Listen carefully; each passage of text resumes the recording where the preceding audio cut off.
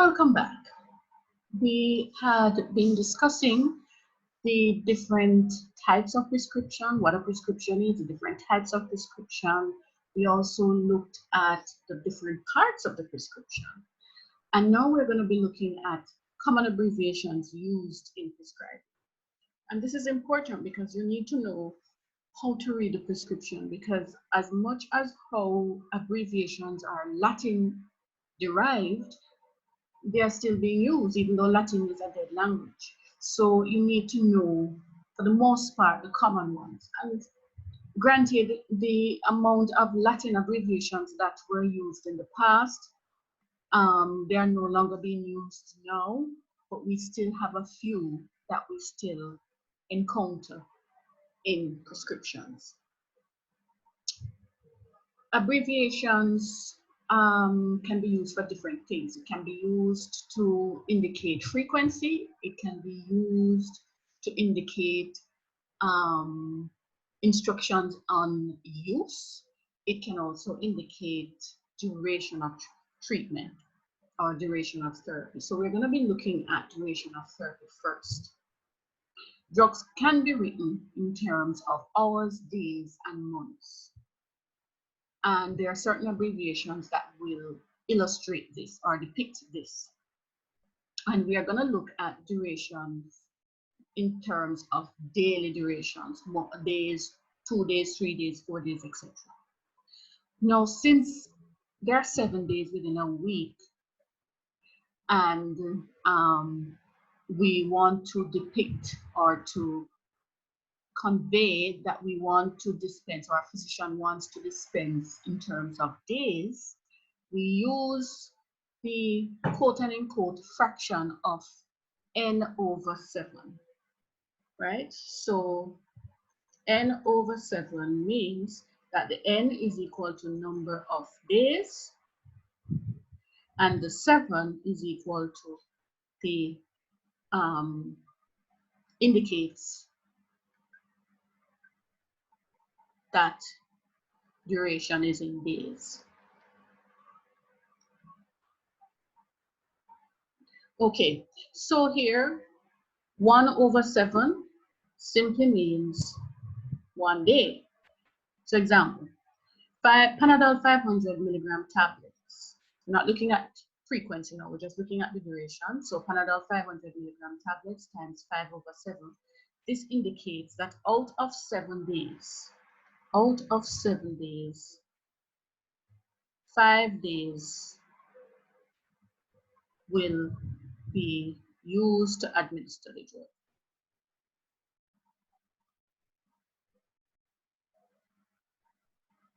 Right? So out of 7 days, 5 of those days are going to be used for drug administration. It means that I'm going to be giving 500 milligram tablets for 5 days. When we talk about weekly duration now, n over 52 is used, where n is equal to number of weeks, and 52 indicates out of the 52 weeks that drug will be administered. So, because we know that 52 weeks are in a year, that is the denominator. And it signifies 52 weeks out of a year. The n here signifies how many weeks out of that 52 weeks am I going to be administering the drug. So for example, if I should use what they say in Panadol 500 milligram tablets times 3 over 52 means what? If you have guessed 3 weeks out of the 52, then that would have been correct. Similarly, if we are doing monthly duration, then n over 12 signifies n is equal to number of months, and 12 is equal to the out of the 12 months of the year.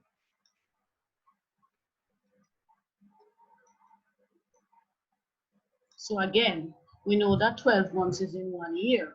So we want to know how many months out of that 12 months are we going to administer the drug. So we change it now. Metformin 500 milligram tablets. Metformin is used for diabetes.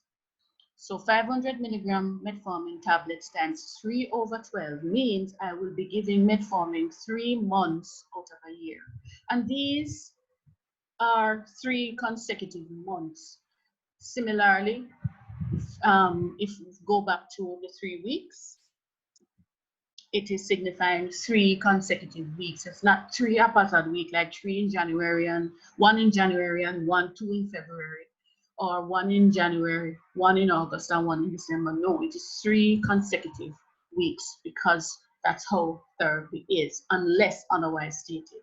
Similarly, for the days, it is 5 consecutive days, right? So it doesn't mean that you skip a day. It's 5 consecutive days unless stated otherwise. We assume, unlike the days where we know that there are 7 days out of 7 days, there are 7 days within a week. When it comes to the months, we assume it's 30 days out of a month. That means that although we have some months, or a month that has 28 days or 29 days, and some months have 30 versus 31 days, we are going to assume when we are dispensing that each month will have 30 days. So nobody's going to take up a calendar to see, oh, 30 days are September, April, June, and November, the rest of 31 days. You're not going to be doing that. You're just, if you get a 3-month prescription and you're taking 1 tablet per day, it means that there are 90 tablets that the person is going to get over 3 months. So these are some of the common abbreviations.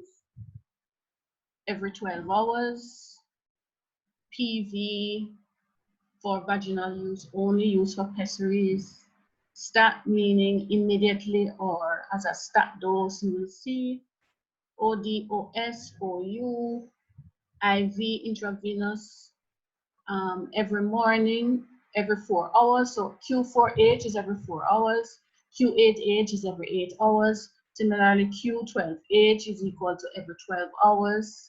And you have Q6H, which is every 6 hours.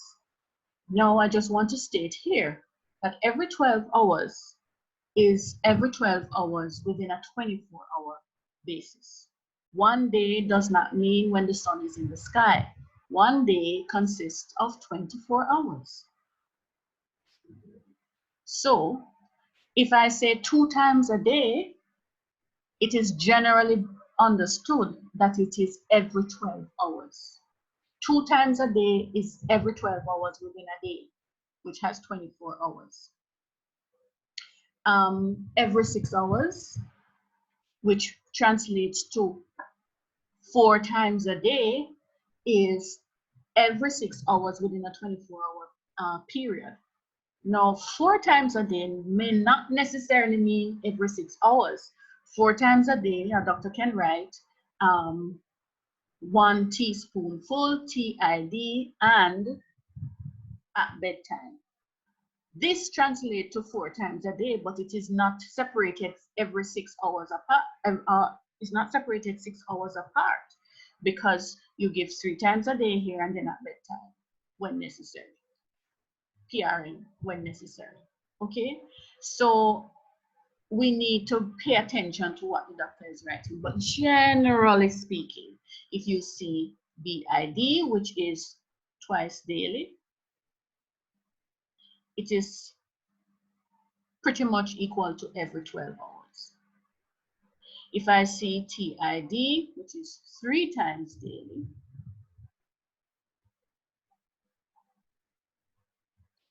it is another way of saying it is every 8 hours.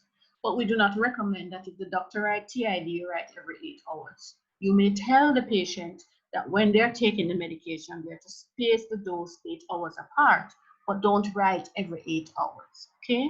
Write exactly what the prescriber has written on the paper, unless you are going to phone him and ask him otherwise, okay?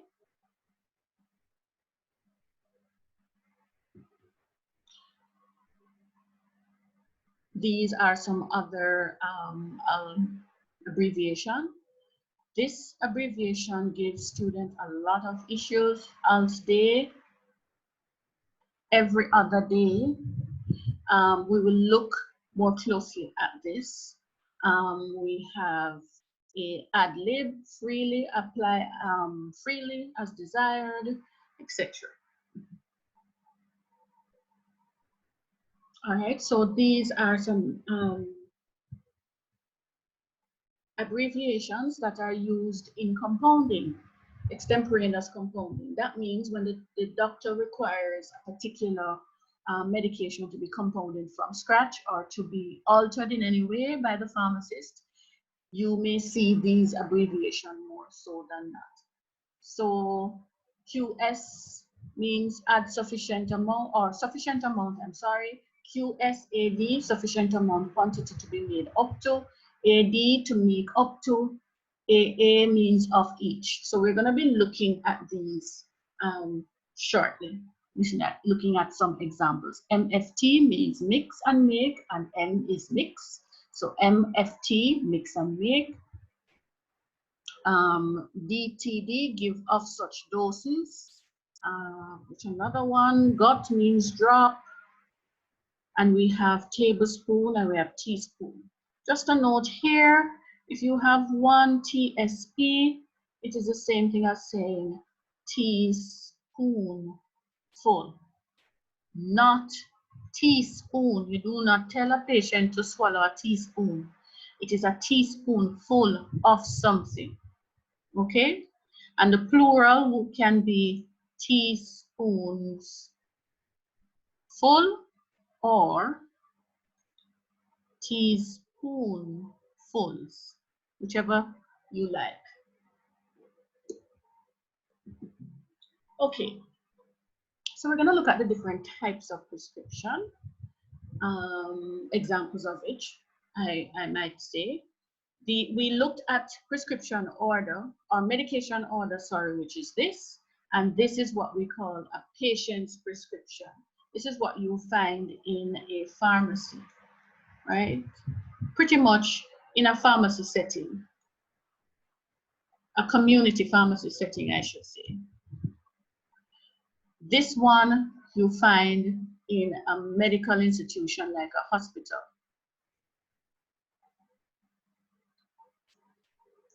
A hospital or a nursing home. Sorry about that, nursing home. So you find this in an institution where the patient is a resident of that area, and the patient prescription is like your community pharmacy setting where the patient will go to a doctor's surgery or dentist, or visit the vet, and they get this kind of a prescription.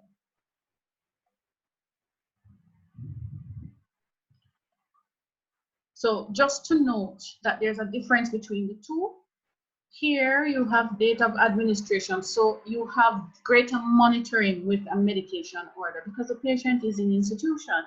So the doctor the medication order allows for day-to-day or even hour-to-hour dosing, right? So if the person is going to get it once a day, then you will know when the person gets it, at what time, and by whom. Normally you have a signature. Here the nurse will sign that she gave the patient the medication.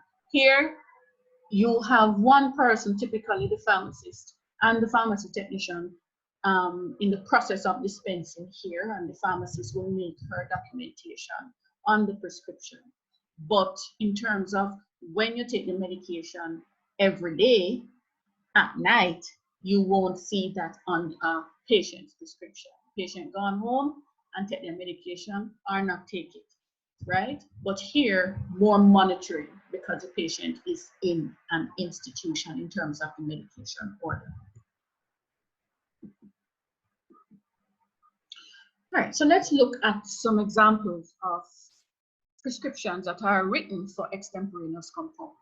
For extemporaneous compounding means you're going to be putting ingredients together to make a final formulation, either a syrup, a solution, a suspension, a cream, capsule, a tablet, whatever. Now, this prescription has a list of ingredients. I believe this is a recipe for lactated ringers. So this is an IV infusion. This is for IV administration, right? So you have sodium chloride, potassium chloride, all these things listed here. So all of these are ingredients that are solid, and they must now be dissolved clearly in water for injection and be made for injection. There is this symbol here, AD. Do you remember what AD means? If you said add up to, then you are correct. It is saying that all of these 516 milligrams of sodium chloride all the way down to sodium lactate anhydride, 560 milligrams, must be added to make a solution, because a solution will be made with water for injection and add up to 100 mils. So I'm a visual person. So if you're going to be visualizing this, it means that I'm going to add all of these powders in here, all of them. And then, so these are the powders. And then after I add the powder, add a little water to dissolve it. And then I'm going to add the water once everything has been dissolved up to 100 mils. It doesn't mean I'm going to measure 100 ml of water for injection and then throw the powders in here. No, it means I'm going to add sufficient amount of water, dissolve my powders, and then make up to a final volume of 100 mils. So once you see a D here, it means that you're going to make up to volume. Just to add, you may also see QS. You remember what QS is? If you said sufficient amount, you are going to be correct. Sufficient, I'm so sorry. Sufficient amount. And if you have QS, AD, QS, or QS, AD, it means then you're going to add sufficient amount of water for injection to make up to a final volume of 100 ml. So you may see QS alone, which means water for injection to sufficient amount of 100 ml, or you may see QSAD, which means add enough water for injection or sufficient amount of water for injection to make up to a final volume of 100 ml. Okay, so let's look at this one. Clearly, we are making a capsule because cap means capsules. Here it says aspirin, 325, caffeine, 30 milligrams, MFT, 1 capsule. So remember, M means mix, FT, make. So you're really going to be, if you combine them together, it is mix and make 1 capsule. Mix and make 1 capsule such that it contains 325 milligrams of aspirin and 30 milligrams of caffeine, right? And then mitte. If you remember, mitte means send. So let's look at it in total. Aspirin 325, caffeine 30 milligrams, mix and make 1 capsule such that it has in each of these drugs at those amounts, and you're going to send 12 capsules. Let's look at this one. Same thing, but different things now. So here we have MFT2 caps. What do you think this means? If you thought that this meant mix and make such that 2 capsules contain 650 milligrams of aspirin and 60 milligrams of caffeine. and you're to send 12 of such capsules. This means that each capsule, each capsule is going to contain, each capsule is going to contain 325 milligrams of aspirin and 30 milligrams of caffeine. How did you get that, Miss Price? You have 650 milligrams aspirin there and 60 milligrams of caffeine. Yes, but it says mix and make 2 capsules. So it means that 2 capsules is now going to contain 650 milligrams of aspirin. So if 2 capsules contain 650 milligrams of aspirin, then 1 capsule is going to contain half of this, which is 325. Similarly, if 2 capsules is going to contain 60 milligrams of caffeine, then 1 capsule is going to contain 30 milligrams of caffeine. So we have to pay close attention to the MFT capsules. All right, very, very important that we keep a close tab of that. Here, same thing again, but what's different? The DTD, that's new. DTD means what? Of such doses, or send of such doses. So it means then that if we build on what was done before, we know that MFT 2 capsules is going to be indicative of 1 capsule containing 325 milligrams of aspirin and 30 milligrams of caffeine, 1 capsule. Then we can now add to this what we have learned before, that DTD means send of such doses. So it's saying that you're to send 24 doses. Right? Now we have to know this is an incomplete prescription because we need to know what 1 dose is. You would definitely have seen SIG 1 capsule, say, once a day, right? So the dose would be 1 capsule. So if I say send 24 doses, it means you're going to send how many capsules? That's correct. You're going to send 24 capsules.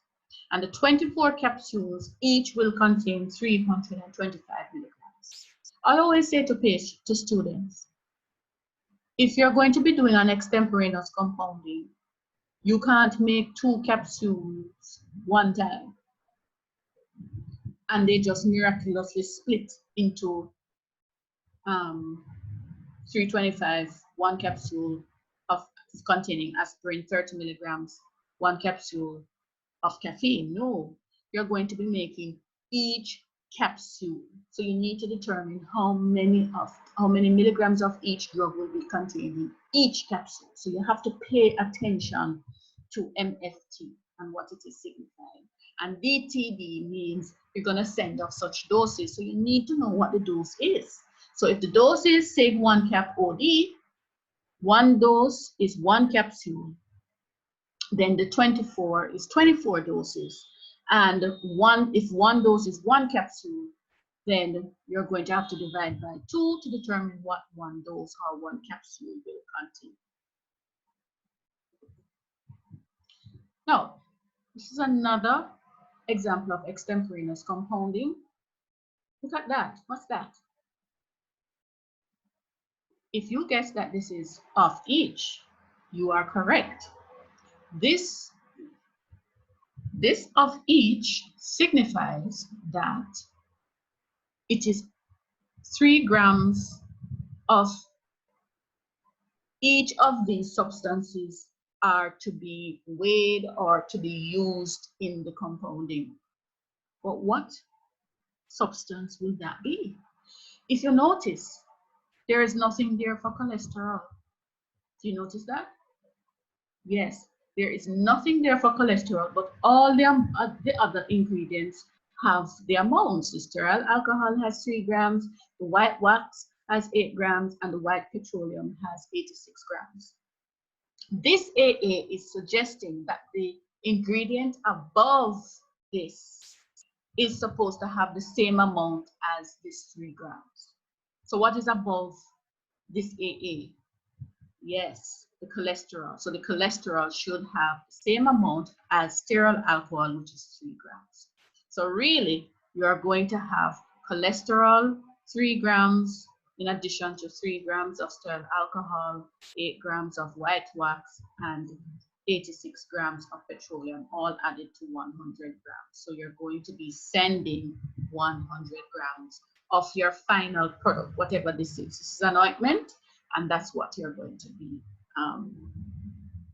sending, right? So AA means of each, simply means that anything above this AA, whatever ingredient is above this AA, it should have the same amount as the ingredient where the AA is beside or indicated.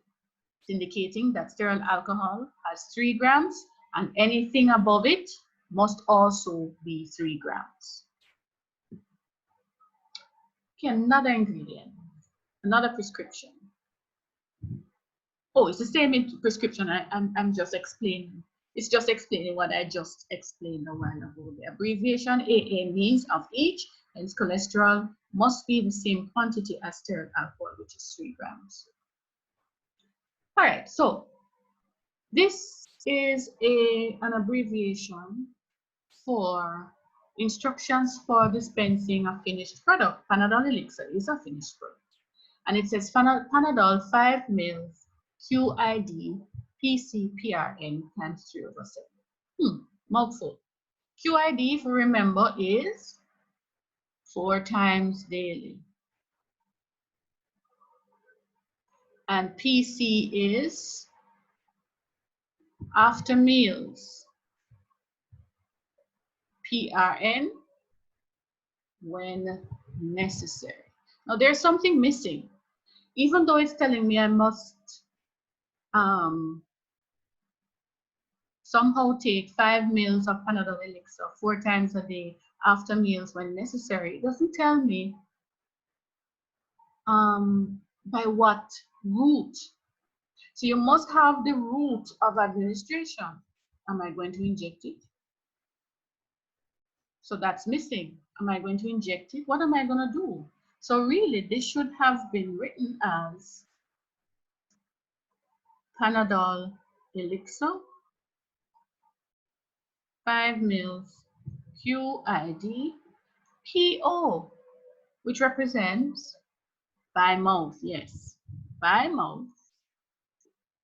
QID, which is the frequency with regards to food after meals when necessary, times 3/7. Remember, 3/7 is suggesting 3 consecutive days, right? Good. Okay. Tobrex eye drop solution for gut, OU, AD, lib, Nocte times 14/7. So we have to identify certain things. First, we identify that this is an eye drop and it's a solution, so the dosage form is a solution. We identify what gut is. If you look back, or if you look at your abbreviation list, you find that this is drops. So it means that there are 4 drops. OU means both eyes. Ad lib, well, everybody should know what ad lib is, freely. Nocte, it's night. And 14/7 means 14 consecutive days. So this means 4 drops to be instilled. So 4 drops to be instilled. And I'm writing this because students often write 4 drops to be taken. So the route of administration is there. It is both eyes, so you can't take anything in your eyes or instill things in your eyes. So it's 4 drops to be instilled freely into both eyes at night for 14 consecutive days. Just want you to recognize that in your labeling, you have certain things called cautionary and auxiliary labels, and we'll discuss that in a moment.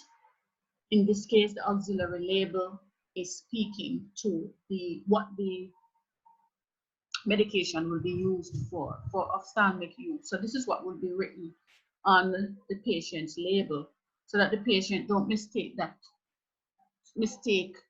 taking the drug by mouth. So it's very important, and you're wondering, but Miss, it says eye drop. No, you don't assume. I had an experience where a patient was ordered,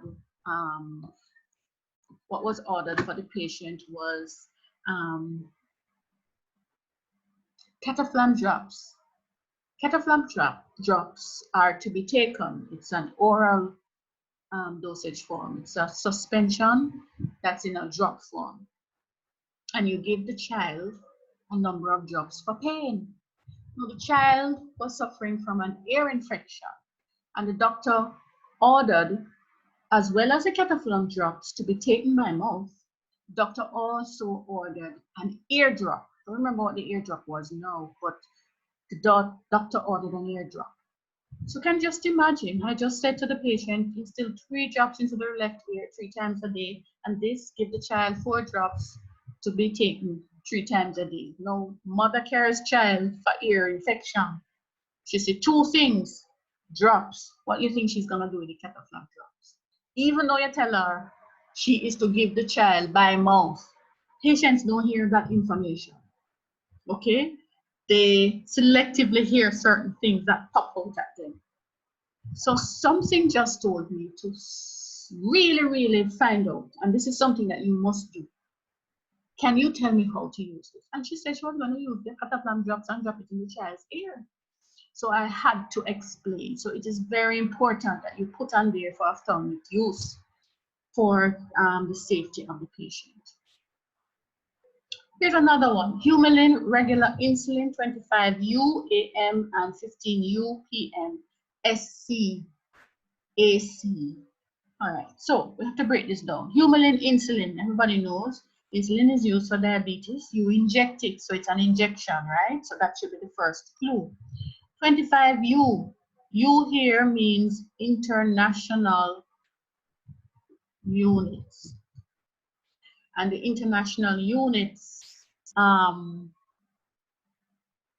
it is equivalent to a particular, in this case, and I'm not saying in all cases, in this case, it will be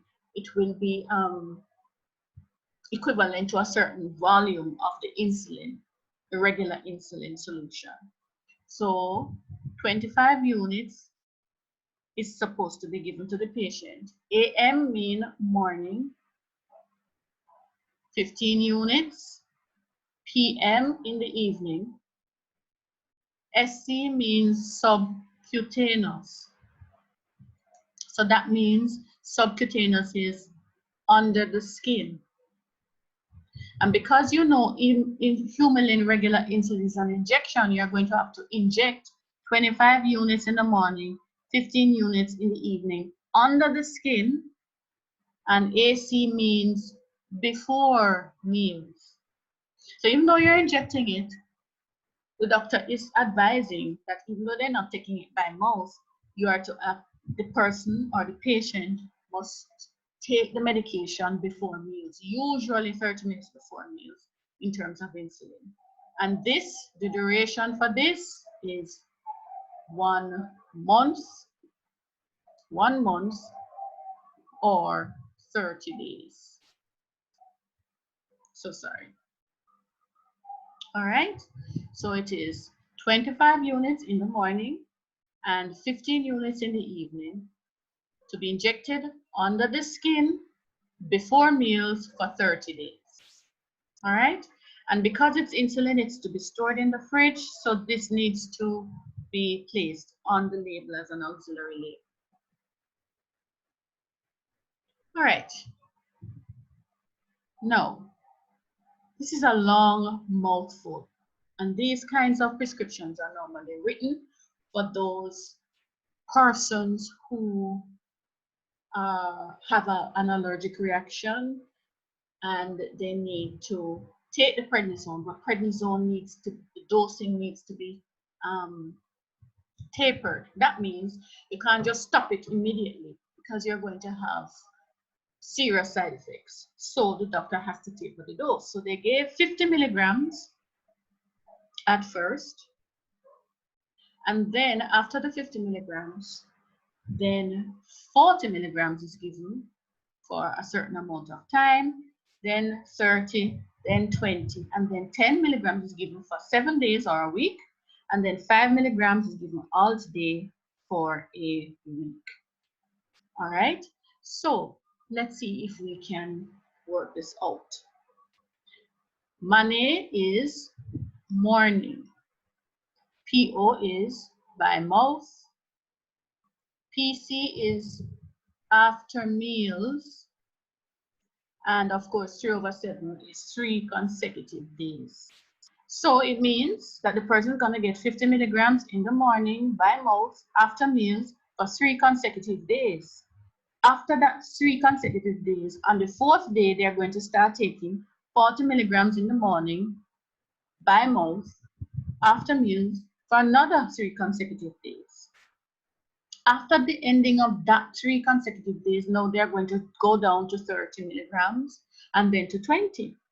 After they have done 20 milligrams for 3 consecutive days, the next day they're going to start taking 10 milligrams in the morning for 7 days after eating something by mouth. And then after this 7 days, then they will begin to take 5 milligrams every other day by mouth after meals for another 7 days. Okay? Now, let's look at the alt day because it's pretty easy to understand. 3 days, then 3 days, etc. But what does alt day look like? Now note that the duration is 7 days, 1 week. Now 1 week don't necessarily mean that the week will start on a Sunday. The patient can come to you on a Wednesday, the first day, and if they take it on that day, the first day will be that Wednesday. So I advise students to write all 7 days down, and not Monday, Tuesday, but strokes 1, 2, 3, 4, 5, 6, 7. Each stroke represents a day. So the patient takes the drug today, this day. If it is every other day, then it means they won't take it this day. Take it this day, not this day, not this day, but this day. So the total days that the person will be administering or taking any drug at all for this part of the prescription is 4 days. Everybody see that? So that means if I were to be dispensing 5 milligram tablets, then the total amount of tablets to be dispensed to fulfill all of this prescription will be 102. So when we have our next meeting, you're going to tell me how you got 102. So that will be your homework.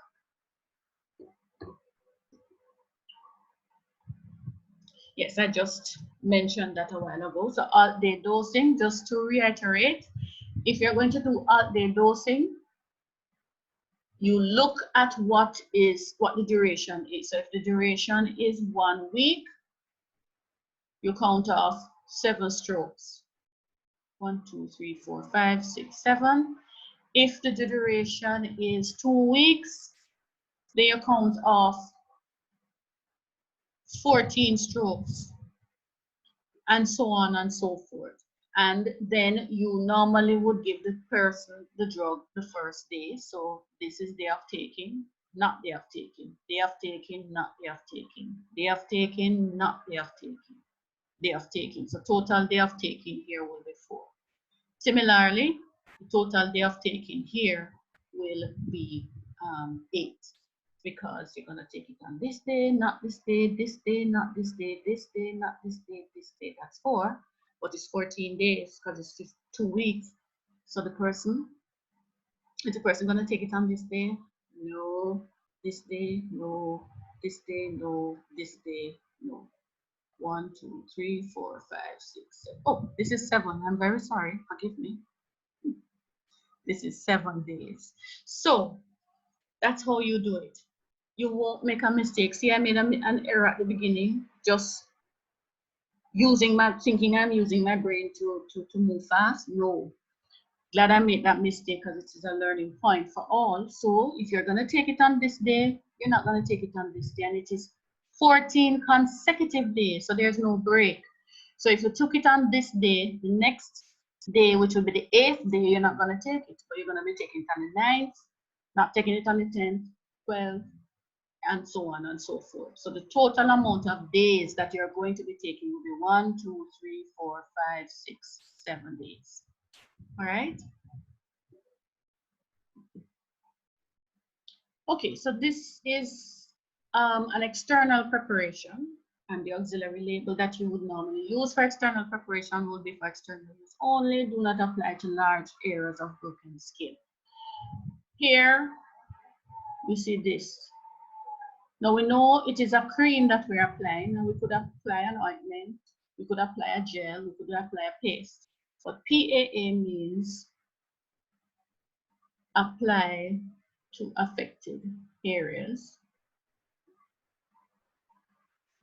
So here it is saying apply to affected areas sparingly. BID means 2 times daily. And this is for 3 weeks or 21 days.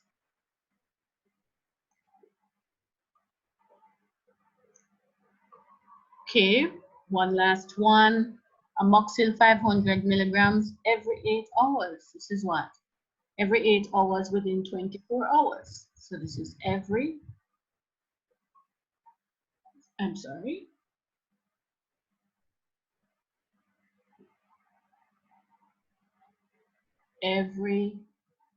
8 hours. PO means by mouth. PC means after meals. And this, of course, is 1 week or 7 days. Because amoxil is an antibiotic, we normally have as the auxiliary label take until finished. Now, at this level, I do not expect you to know what is an antibiotic, what's not an antibiotic, but I thought I'd just put that in there for your information. All right, so we have completed common abbreviations, and we are going to be looking at label writing, just an overview of it and the different challenges in interpreting our prescriptions, you know. So I'm going to break here and then we'll meet with regards to that shortly.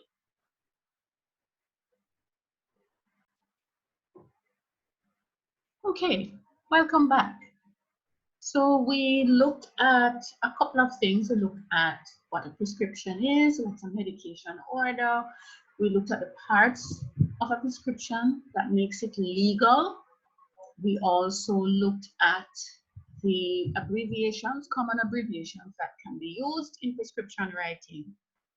And now we're going to be looking at label writing. So you have interpreted what's on the prescription. How do you translate this now on a label for a patient? Label is a permanent reminder of all the instructions, all the pertinent information that the physician wants to tell the patient in terms of their therapy. So if it's interpreted incorrectly, then you know we're going to have a problem. So the patient instruction will include how the thing is used. First, it will include what is the medication, the concentration of the medication, how frequently should the medication be taken within 24 hours, and the duration at which or the duration for which the drug should be taken, right? All of that information is very important. And you also have other information known as auxiliary or cautionary labels that are also included on your labels. The auxiliary label speaks to how the drug is to be handled and stored, while cautionary label information gives additional information in terms of what the patient should expect. So if you may discolor urine, can be added as a cautionary label so that the patient doesn't freak out and think that you are poisoning them, so that they know, they have an idea of what to expect. Okay, so an example of an auxiliary label will be shape bottle well, how to use it. Keep out of reach of children, store in a cool place is information on storage. Cautionary label may cause drowsiness, especially if you're taking those first generation antihistamines that causes drowsiness. You don't want to give that to a taximan or a pilot who will be flying planes all over the place. You need to let them know so they don't take it. So the label is usually written to convey the instructions given by the practitioner to the patient, and it must be clear, and it may be written in an active or passive voice. So label instructions written in an active voice may be take 1 tablet 2 times a day, apply the cream onto the affected areas, give the child 3 drops, insert 50 drops into the ear, insert a pessary into the vagina, or instill 2 drops into the right eye, or inject under the skin. This is active. It gives the person an idea that this is what you must do. Instructions written in a passive voice could be written as take 2 tablets to be taken, or the ointment to be applied. So you give the instructions as to how you are to do it, and to be is given after that. So 2 teaspoons full, the amount to be given, to be taken or to be given is normally followed after that. So 2 tablets or 2 capsules to be taken, the ointment to be applied, 2 teaspoons full to be given. So it is passive, really telling the patient, you know, this is what we would like for you to do, versus the active, you take 2 of this, apply that. So it can be written in either way. Literature is suggesting that the passive voice is the better way to go, 2 tablets to be taken. It's much more acceptable to the patient, but either way is correct. So this is a prescription for Panadol syrup, and this is how the label will look if it's written in the passive voice versus the active voice. So the passive voice, 2 teaspoons full to be given 3 times daily for 2 weeks, versus take 2 teaspoons full. Now, we are going to have medication errors, and medication errors may occur as a result of misinterpretation. You misinterpret what the prescription is saying. You don't remember the abbreviation, so TID to you is 2 times a day, and of course the patient got it wrong. You may misuse the abbreviation. So you, instead of saying apply to the skin, you write insert into the skin or something like that. Poor or illegible writing. This is normally seen in the doctors. You can't make out what is happening there, and that too can cause challenges or medication errors. And you making up your own symbols, that's a no-no. You have to stick with the symbols that are used generally, or is in consensus with what is the practice of prescription writing. Another major source of medication errors is writing symbols and writing numbers. I find that students do this a lot. So write whole numbers. Don't write decimals, but do not write whole numbers as decimals. So write 4 milligrams rather than 4.0 milligrams. 4.0 milligrams can be misinterpreted as 40 milligrams.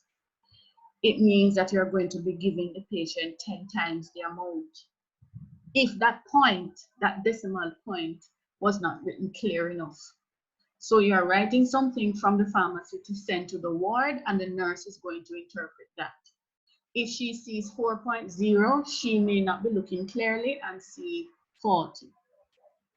When you're writing decimals, when you're writing fractions, you put a 0 to show place value. Do not write just 0.2 milligrams. You can see that that can be misconstrued to be 2 milligrams rather than 0.2. Again, you're going to be giving much more than you wanted to give the patient. Leave a space between a number and a unit. 4 milligrams versus 4 milligrams. That too can cause challenges. And you do not abbreviate drug names. You do not abbreviate drug names. Very good advice. Certain abbreviation which may be mistaken for other abbreviation should be left out totally. So right eye and left eye. Right eye is OD, which can also be once a day. OD is written, well, OD versus OD. So once a day is, oops, I'm so sorry.